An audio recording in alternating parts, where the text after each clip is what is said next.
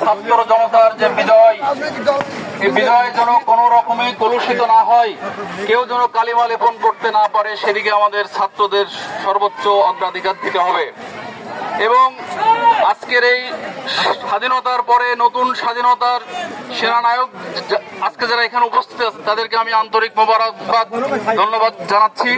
এবং আমি সংক্ষিপ্ত পরিসরে আমি ফেসবুকে গতকাল বেশ রাত্রেবেলা একটা পোস্ট করেছিলাম, এটুকু একটু করছি আমি। স্বাধীনতার নতুন সূর্যোদয়ের বীর সেনানীদের জানাই বিরচিত শ্রদ্ধা, স্যালুট তোমাদের। রাজপথ রক্ত দ্বারা রঞ্জিত হয়ে নতুন ইতিহাস রচিত হলো, সাথে সাথে অর্জিত স্বাধীনতা রক্ষা করার নেতৃত্বে আশা করি তোমরা পথ দেখাবে। আর যেন কোনো রক্ত না ঝরে, কোনো ভাঙচুর, কোনো লুটপাট না চলে, স্বাধীনতার এই নতুন টকটকে লালে একটু কালি না লাগে। মনে রাখতে হবে দিন শেষে এই বাংলায় আমরা সকলে ভাই ভাই, আমরা কোনো ফাঁসিবাদ চাই না।